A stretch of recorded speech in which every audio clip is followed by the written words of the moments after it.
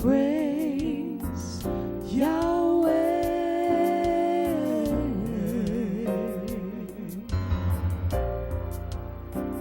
Come and let's Shabbat Shalom and welcome to our Your Arms to Israel Video Club. It's so wonderful to have you with us. We thank Yahweh, we praise Yahweh for the opportunity that He has given us to come into your homes, to come into your residence, to come into your place of business, to bring to you the Word of Yahweh. You know, we're as excited about the Word as we are as the day we were when we first got saved. And salvation is what it's all about. But not only salvation and eternal life and forgiveness of sins, which is what Yeshua came to give us, but also to rekindle our memory, to shake us, and to wake us up to remember that if we go back many, many generations, that our forefathers and our parents were at one time members of the nation of Israel.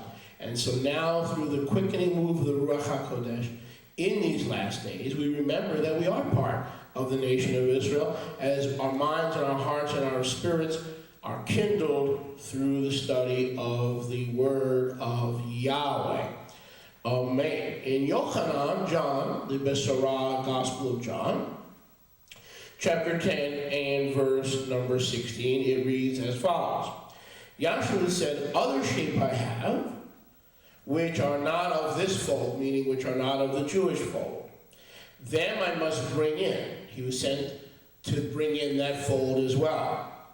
And then when that other fold comes in other words, Yeshua had two folds, "They will hear my voice, and there will be one fold and one shepherd." So Yeshua came to take two existing folds of Israel and to make them into one fold in fulfillment of the prophet Yechezkel chapter 37. So he told the Jewish leaders, regardless of what you desire, my Father's desire is to bring in the other fold of Israel scattered in the nations, wandering the nations, and I will bring that fold together with the remnant of this fold, meaning Jewish Israel or believers, and I will bring them together and make them one in my hand. Notice, there's no religion, there's no denomination, there's no theology that can bring both houses together.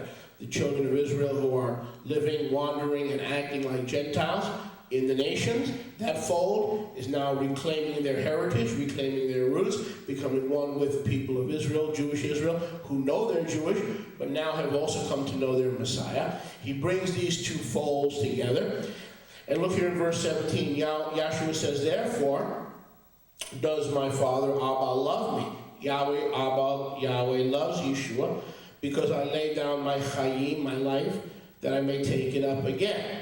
So Yeshua is saying, not only tells us what he came to do, to bring these two folds together, he even tells us how he's going to do it by laying down his life to bring in both folds. And the Father loves Yeshua because Yeshua is obedient to bring together the restoration and the regathering of both houses of Israel. And that's why we're here today as two houses celebrating Rosh Chodesh, Shabbat, Moedim, in our beautiful new Herzl Moed and Conference Center.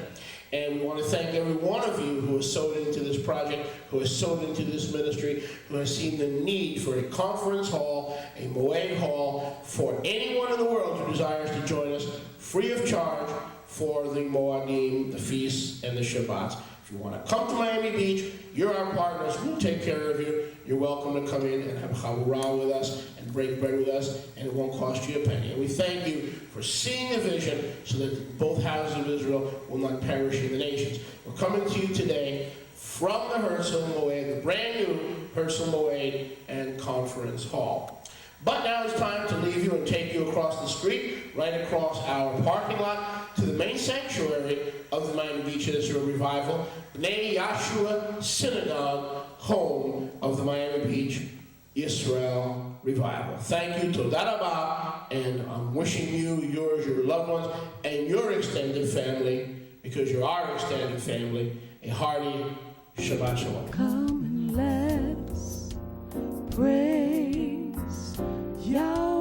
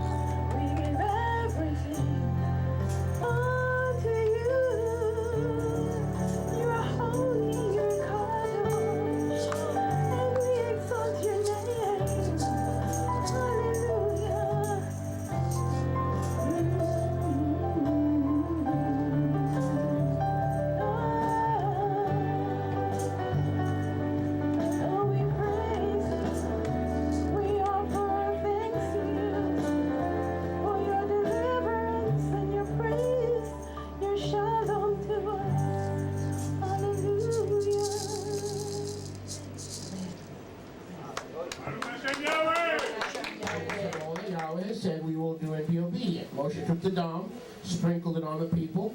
He said, see the dam of the covenant, the brick that Yahweh has made with you. I don't see any account of him sprinkling any books. What did he do with the book? He read the book. He didn't sprinkle the book. Where does the author of Hebrews get this from?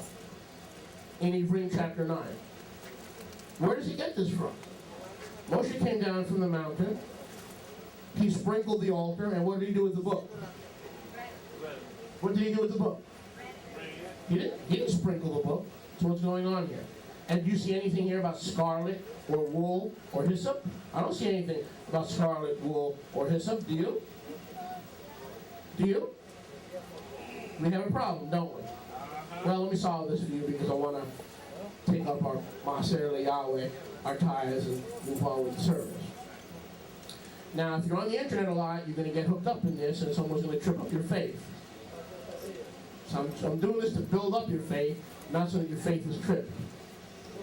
Follow me? Don't let anybody trip up your faith. Well, it's very simple.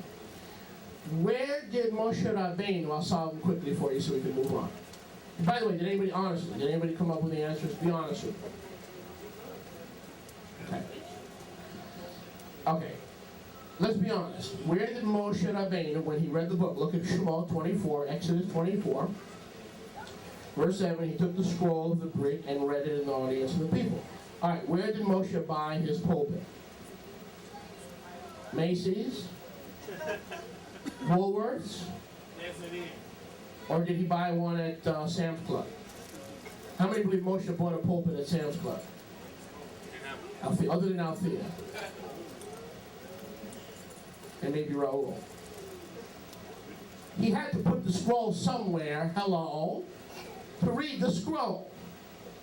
Yes? He didn't have a membership to Sam's Club. Baruch Hashem Yahweh. Yes, look what Moshe did. He took half the blood, the dam, put it out in basins, sprinkled the people. He took the other half and sprinkled the altar. The altar was the central focus of Yahwistic worship. I'll say that again. The altar was the central place of Yahwistic worship. Obviously, he didn't have a membership to Sam's Club because there was no Sam's Club. So Moshe took the altar, sprinkled the altar, laid the scroll on the altar, and read the book to the people. And thus, when he sprinkled the altar, and what was on the altar? The scroll, voila. La luz de Yahweh should go on in your head. Su cabeza. You got it? I have a desk, I have a table, it's easy for me to read. Moshe didn't have that luxury. He put the scroll on the altar. And when he sprinkled the altar with blood, would you think some blood got on the book? Of course. But you see how these anti-missionaries and those who are sowing doubt, fear, and unbelief into the word, you see how they work? You see how they operate? He didn't have a desk, did he? He put the scroll on the altar, didn't he? And when he sprinkled the altar, what happened to the scroll? It got wet. With what? Dam. That's easy. But wait a second, Raul. I don't see any scarlet, wool, or hyssop here. Is the writer of Hebrews making stuff up? Is the New Testament reliable? Can we trust it? Or is it a forged document of popery? As in popery. Does anyone have the answer to that? Huh? Does anyone have the answer to that? No? Julio, you got the answer? Scarlet, wool, and hyssop? Yes? You do have the answer. I'm not calling him up. Tell him I'm not calling him up. Does he have the answer? Abraham, help me. Ask him if he has the answer.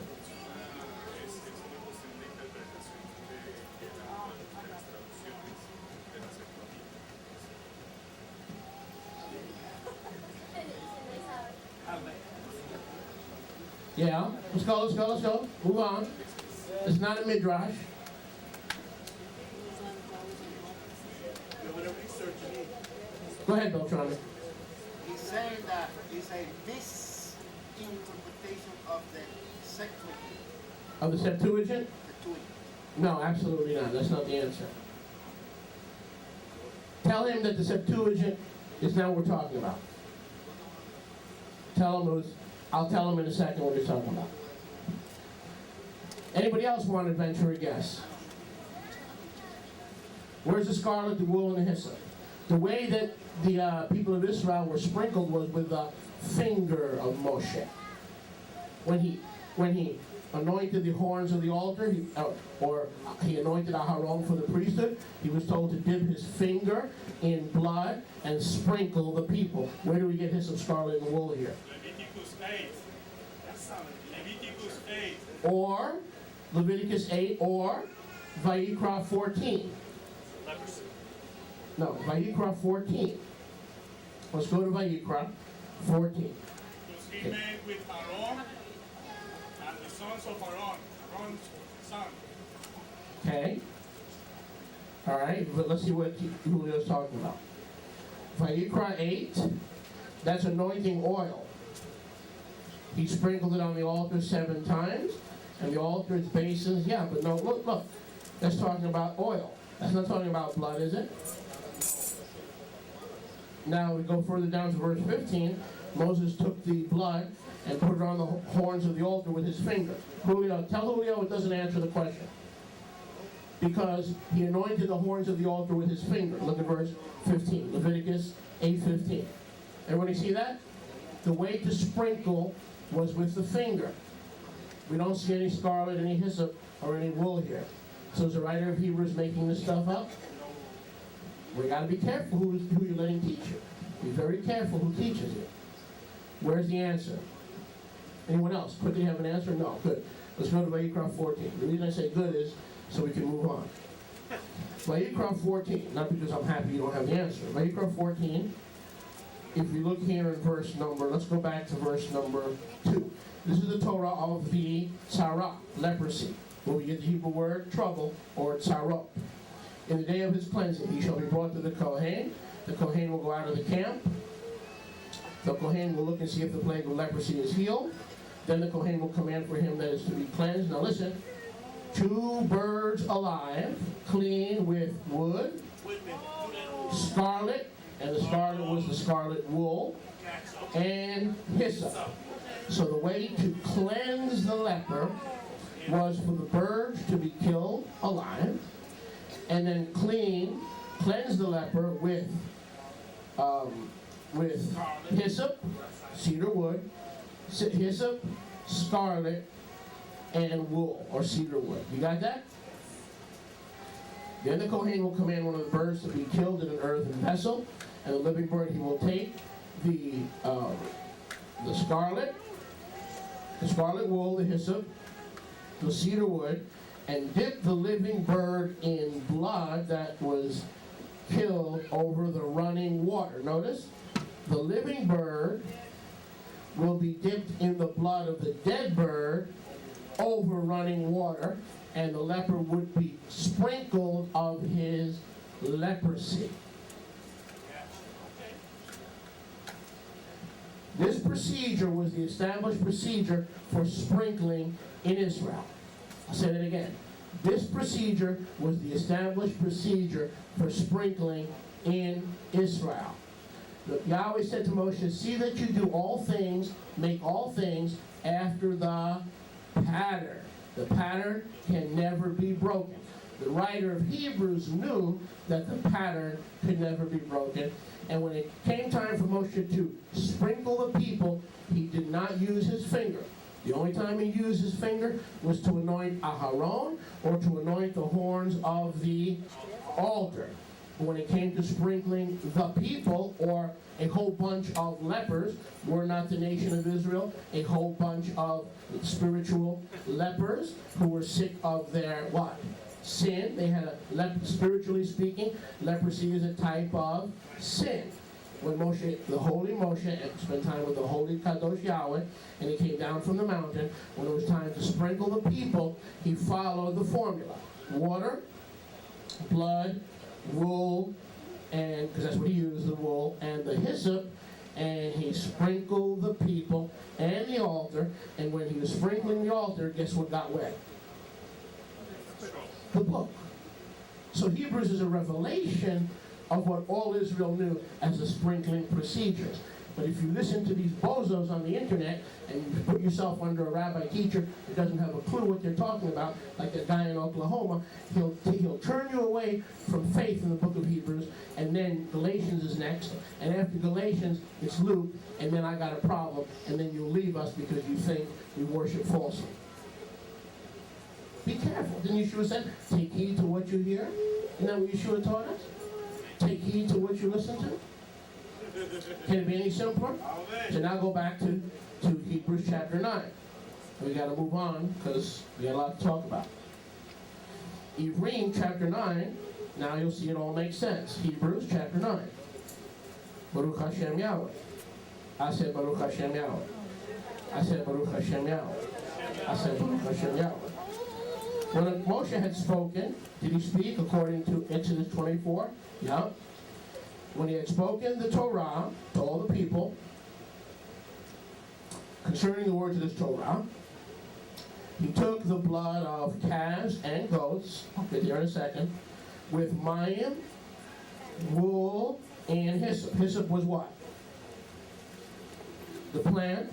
Wool was the scarlet and the water, and mixed it with the blood, and sprinkled the people and the scroll with blood and water. Obviously, blood and water poured out of Yeshua's side, did it not? It was a type of the cleansing of Yeshua of lost humanity when he cleansed them with his blood and with his water. Amen? Amen.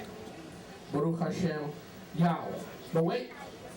So Leviticus 14 was the sprinkling procedures for all sprinkling. Whenever Moshe or Yahweh wanted to sprinkle the people, he used the same procedure. He used the same mechanisms. He used hyssop, scarlet, and wool, and water and blood. The procedure never changed. So the writer of Hebrews says, I'm writing to a bunch of Hebrews, I'm not writing to Catholics. When Moshe came down and he used these elements to sprinkle, you should know what I'm talking about. Because this was the procedure to sprinkle in Israel. Make sense? But we didn't solve one other thing. Baruch Hashem Yahweh. Look here. Ephraim, chapter 9, it says, Moshe took the blood of bulls, calves, and goats. We just read that in Exodus 24. What's wrong with that? What's wrong with that? There were no goats. That's right. And in the Aramaic original, that the Brit Hadashah was written in Aramaic, you will not find the word goats. We've corrected that for the third edition of the Restoration of Scriptures. Abraham, if you would please, come forward. Let's praise Yahweh. Some of you have hang-ups that you still haven't been delivered from. And that's to your shame. And that's to our shame, that's to society's shame. That we haven't learned how to deal with differences in something so stupid and something so silly as color. I mean, the color of your skin, like it really matters to Yahweh what color your skin is. You know what I'm saying? White, black, or yellow, or brown. So right away, when we talk about race, we get everybody's antenna kind of pops up. Okay? And I want to apologize because today's message is not going to be very good. Not because the subject of the message is not good. The subject is good. There's going to be a lot of reading. It's not like me. I like to pontificate and preach. So that's not going to happen today. Today we're going to do a lot of reading, factual recitation, but it's important. Because I believe that the Hall of Fame of Emunah, or faith, is an ongoing hall. That its membership is not closed, and that there are new Kedoshim who are being added to the Hall of Fame of Faith every week. If you run this race to the end, and you endure to the end, and are delivered and are saved, you will also have your name written in the Hall of Fame of Faith. It's not if you sin, it's how you finish, if you're faithful to the end. I believe the way Yahweh designed Hebrews chapter 11, it is an open-ended book, or chapter I should say, that is still being written. Amen. Did you hear what I said? Meaning there's still room to get in. And the faith that's needed to get in is biblical faith in the living Yahweh that empowers us to do phenomenal acts of courage and phenomenal acts of grace and phenomenal acts of supernatural empowerment.